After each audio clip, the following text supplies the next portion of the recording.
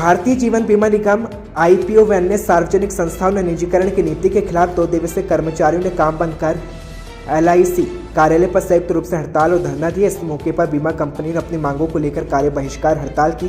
बीमा कर्मचारी संघ के अध्यक्ष रविशंकर चतुर्वेदी ने बताया कि इस धरने के माध्यम से हमारी सरकार से मांग है कि संघ के नेताओं ने सरकार से एलआईसी का आईपीओ वापस दिया जाए, एलआईसी में जितने भी पद रिक्त उन्हें जल्द भरा जाए और नई पेंशन स्कीम को समाप्त कर कर्मचारियों की पुरानी पेंशन बहाल करें।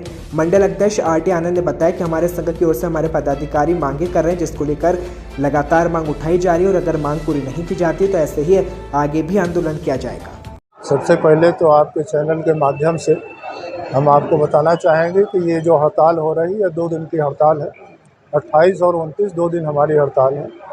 इस हड़ताल के आयोजन में न केवल एलआईसी बल्कि अन्य तमाम सारे संस्थान शामिल हैं और पूरे भारतवर्ष के पैमाने में तकरीबन 20 से 22 करोड़ लोग इसमें शामिल हैं। जहाँ तक एलआईसी में हड़ताल क्यों है और एलआईसी का संबंध है तो हम आपको बताना चाहेंगे कि एलआईसी में हड़ताल एलआईसी का जो इनिशियल पब्लिक ऑफर भारत सरकार ला रही है, यानी एलआईसी का आईपीओ जो भारत सरकार ला रही है, हम उस आईपीओ के खिलाफ हैं। और हमारा मानना है कि इस एलआईसी के आईपीओ आने से जो भारत के 40 करोड़ पॉलिसी धारक हैं और उनके हितों के खिलाफ ये होगा और उनको जो फ़ायदा आने वाले दिन में होना चाहिए उन पर जो है विपरीत असर पड़ेगा। इसलिए हम लोग इस एलआईसी आईपीओ का विरोध कर रहे हैं। इसके साथ ही एलआईसी में तमाम सारे रिक्त पद खाली हैं। पिछले कई वर्षों से यहाँ पे कोई भर्ती नहीं हुई है, खासतौर से चतुर्थ श्रेणी में। तो चतुर्थ श्रेणी के जितने पद खाली हैं उन पे अविलंब भर्तियाँ की जाएं। इसी बीच में हमारे प्रबंधन और सरकार की नीतियों के तहत ही कुछ आउटसोर्सिंग करने की बात चल रही है, ठेके पे काम कराने की बात चल रही है। तो हमारा मानना है कि जो रेगुलर बेसिस के काम है वहाँ पे रेगुलर अपॉइंटमेंट होना चाहिए, ना कि ठेके पे या जो है डेली बेसिस के रूप पे होना चाहिए। परमानेंट जॉब यहाँ पे लोगों को दिया जाना चाहिए। तो क्लास 3 और क्लास 4 में अविलंब रिक्रूटमेंट किया जाए। तीसरी जो हमारी मांग है कि एलआईसी में पेंशन जो पुराने कर्मचारी थे उनको दूसरी मिलती है और 2004 के बाद जो हमारे यहाँ रिक्रूटमेंट हुए हैं उसमें पेंशन दूसरी मिलती है।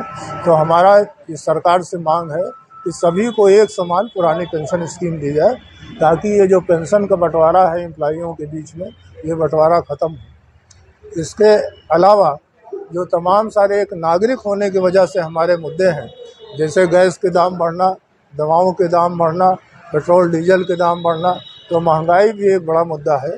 ये हमारे उद्योग को प्रभावित करता है, वो इस तरीके से प्रभावित करता है। मांग है और क्या कहना है?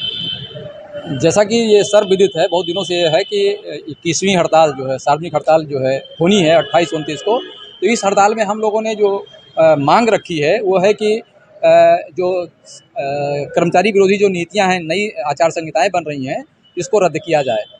और फिर जो है पेंशन स्कीम, जो नए बच्चों के लिए नई पेंशन स्कीम ला दी गई है, ये नए कर्मचारियों के लिए बहुत ही नुकसानदायक है। ये मार्केट लिंक्ड है, शेयर लिंक्ड है। इसको रद्द करके पुरानी पेंशन स्कीम को बहाल किया जाए।